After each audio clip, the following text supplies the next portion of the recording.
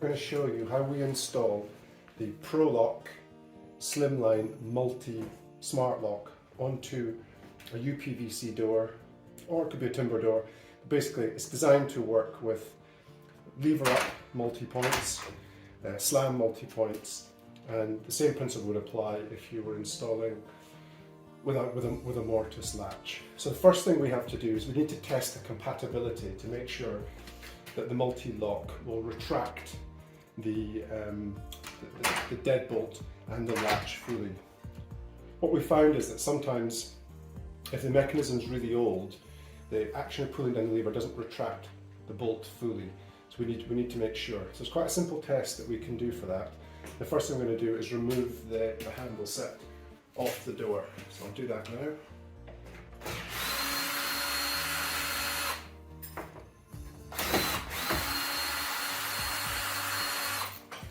I'll also remove the Euro cylinder.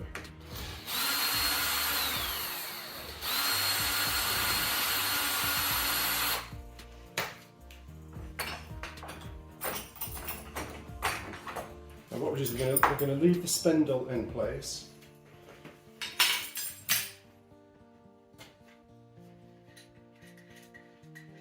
And then we take the keypad side and we're going to place it on here. If this handle is facing the wrong way, you insert a Phillips screwdriver, undo the screw and spin this 180 degrees and then tighten it back up. But for the test, we'll use it like this. So the first step is we'll just put the other handle back on.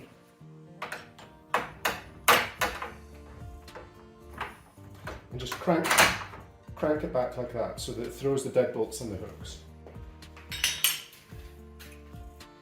Now on the keypad, what we want to do, where the spindle goes in, there's a little arrow. We want it to face the opposite direction from the handle. Now what we're going to do is just locate the spindle, like so, and just hold this securely and try cranking the handle down in the normal way. We're going to check to make sure that these retract fully. So in this case, they've retracted fully, which means that this lock is compatible. What we found is you get some multi-points that will have a double spindle, and there are quite a few out there in the market. If you've got a double spindle, generally we've found this system won't work. So you would really need to either look at swapping out the multi-point.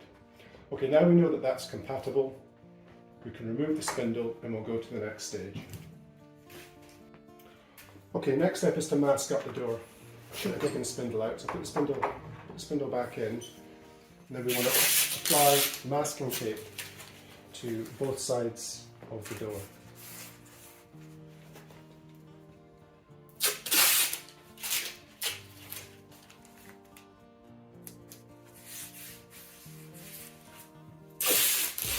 Do the other side as well.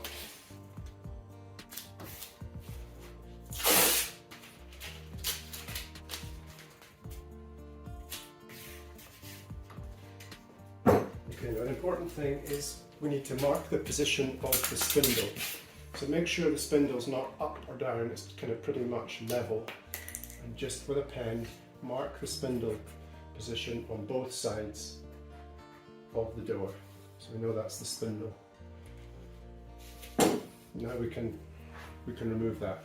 And the next step is we have to remove the multi-point and put it on the bench to check where we're going to drill the new holes.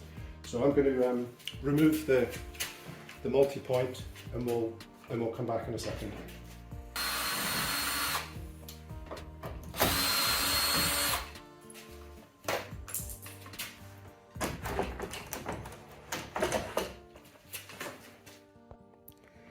Okay, with the multi-point in the bench, we can figure out where the holes need to go. Basically, the principle is that when you install the multi-point, the bottom fixing hole goes through the Euro cylinder. Actually, we don't use the Euro cylinder. The spindle's through there.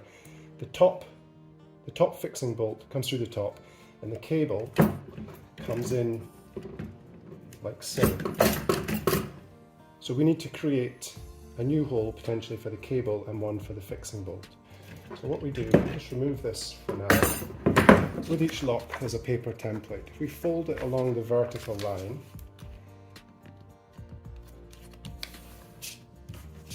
and then we align the spindle with the spindle on our lock case, we can see this multi-point has got a section removed here, like a channel. Now all multi-points might be different. There might be a hole here or a hole here or some other setup, but we need to figure out where we can get the cable and the fixing bolt. So the cable on the lock always comes down around about the bottom. So we want to basically make sure that our cable hole is there, and then our fixing bolt is above, like so. Not right up at the top, but down slightly. So what we then do is we then take this bit of paper and put it back on the door, and then for drilling holes. Okay, what we need to do is just mark up the centre line on the door. So this is a 35mm back set multi-point. It's actually from a company called Mako, they're GTS. So what we'll do is we'll just draw a line like so. We'll do the same on the other side. I'll draw that in a minute. And then what we do is we offer up our template, aligning with the spindle, like so. And then we transpose the two positions. So that was the one for the cable, and that was the one for the bolt. I'm just going to put a B there, C there, and that's the spindle, like so. So we do the same on the other side, mark it up in exactly the same way, ready for drilling. Okay, it's really important that we drill the correct size holes. So the spindle hole is quite big here already, but it needs to be 25mm because on the lock there's a split pin and we can't have the split pin touching the plastic. So this needs to be drilled out a bit bigger. I'd recommend using a step drill for this. The cable hole also needs to be 25mm because we need to stuff any excess cable back through into the cavity of the plastic. So it's good to make this at least 25, even 30mm. It makes life easier when we install the lock. And then the top hole for the bolt just needs a 10mm hole. So we've marked up both sides. We will drill out these holes and we'll come back in a second. Okay, we've drilled the holes, so the next step is to fit the multi-point back in. Just make sure that it aligns properly.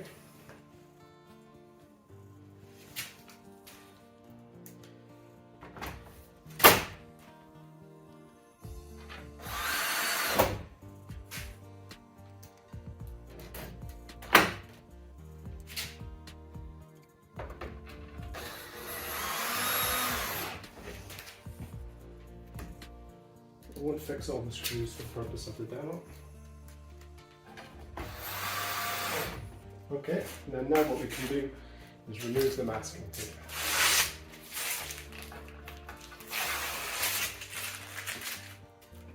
Okay, the next step is to fit the spindle. The lock comes with different lengths of spindles. The one that's supplied is up to a maximum door thickness of 65mm. The shorter one will do from doors from 35 onwards. So what you can do is just offer the spindle up and just check to see whether it's long enough. This one is not quite long enough, so what I've done, if your door is over 65mm thick, this one's 70, it's just to get the spindle that was in the door previously, if it's long enough, drill a hole in the end of it for the split pin, and then just insert it in like so, and then we fit the split pin. So I'm going to go off and fit the split pin and come back in a second. Okay, the lock is supplied with two of these threaded studs, and there's one little screw which you screw into the back like so, and this fits on the sliding part, so it just slips in like so. And if you just roughly hand tighten it to the position we're expecting, it's around about there, and then there's one goes on the bottom like so. We can tighten that one up because it's always in the right position. The good thing is, because this goes through the Eurocylinder hole, this will work with any multi-point that has 72, 85 or 92 mil centres. With that on like so, with this setup here. What to do now is just to offer it up. We want to check the alignment of the top bolt through this top hole. That's going on really well, so that's good. So we can tighten this one up now.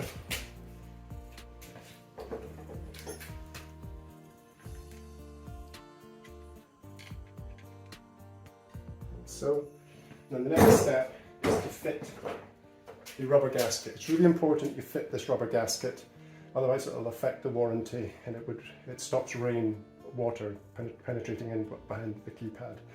So I'm going to go ahead and fit these two rubber gaskets. Okay, we've fitted the rubber gasket. It kind of clips into place. You might want to wrap some masking tape around it if it keeps falling back. The most important part here, the biggest number of calls we get when the lock is installed and it doesn't work properly, is that arrow that was on the spindle receptor must now be turned 180 degrees and face the direction of the handle. If you forget to do that, the lock will work in reverse and it will cause you no end of problems. So you must make sure that little arrow is pointing towards the handle. Next step is just to locate this through the door, make sure the cable, locate the spindle, and make sure the cable goes all the way through the door.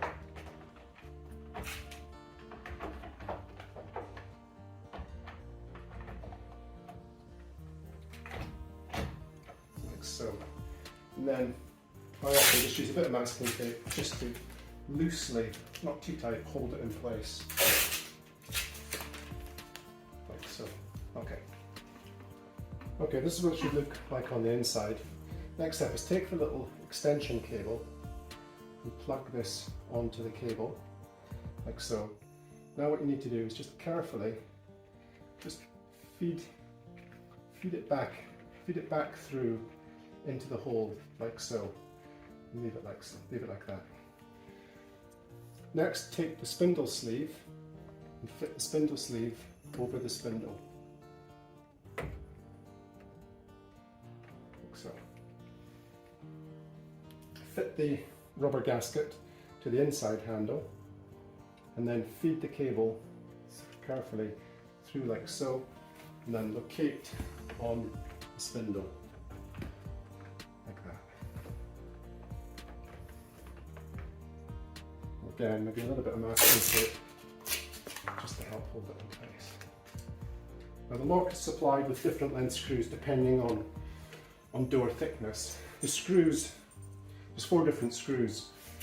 The longest one will work with a door up to about 70 millimeters in thickness. So you need to figure out which is the best screw to use. For the bottom one, it always needs to be the longest one. Just locate like so. Don't tighten it up all the way. And then this one here goes through the keypad. This one can be a little bit more fiddly.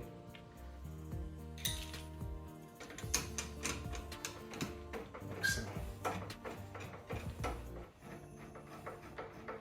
And then tighten them up. Make sure the lock is straight on both sides. And tighten.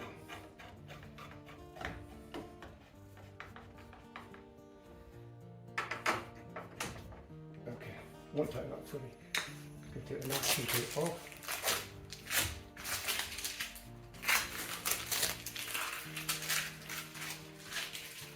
This little cable plugs in here. Like so, it just sits like that. Okay, and when you now pull the handle down on the inside, it will activate the spindle. Now we're ready for the batteries and to power it up. Okay, next step is to install 4AA batteries. We don't supply these, so you will need to get some. Make sure to use good quality batteries. Batteries should last, on average use, over a year. When we put the battery in, the lock should talk to us.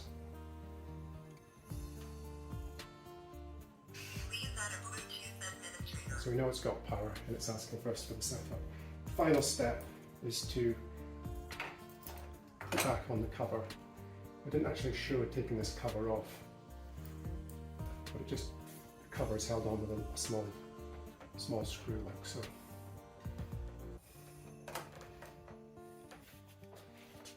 Okay, the final step is to peel the cellophane off the keypad. There's a little bit of cellophane on here. We've taken this one off already, so I can't demonstrate it, but just peel that off to expose the keypad properly. And then finally we want to test that it unlocks with a backup key. So as you can see, the key's got a kind of straight edge. That should head towards back to the door. It slides in underneath like so. At the moment, the handle doesn't do anything when I pull it down. I turn it 90 degrees and it should retract the latch and also throw the deadbolt out. But even when the key's out and you pull the door shut, the spring latch won't work, but at any time you can crank the handle up to throw the deadbolts and you get the secure locking. So the next step is to download the TT Lock app from the relevant app store. In our instruction manual, I think it's on page 5, we've got a QR code that we can scan, and we will install the app. Okay, with the app installed, we can start to program the lock. When you first register for the TT Lock app, they do go through a bit of a security process where they'll send you a security number, and it depends whether you sign up with use an email address or a mobile phone number, but just be aware of that. Once you've got the lock set up like so and the app installed, if you click on the 3+ button, 3 horizontal bars up here, and click Add Lock, and then select Door Lock, and press Next and then any button on the keypad, the lock shows up pretty much instantaneously. So we select plus, that tells us we've added the lock. We'll just leave it the name that it is there. You can give it any name and we'll click OK. And that's it installed. If we could then go to the app and then click on that lock. To unlock, we just press the unlock button, like so, and it will auto lock after 5 seconds. You can change that setting in the software. Lock it again like so. If we want to set up a card, we can go in here and choose Cards, click Add Card, just give it a random name, click Next, it connects to the lock. Swipe the card, input successful, that's it done. And go back.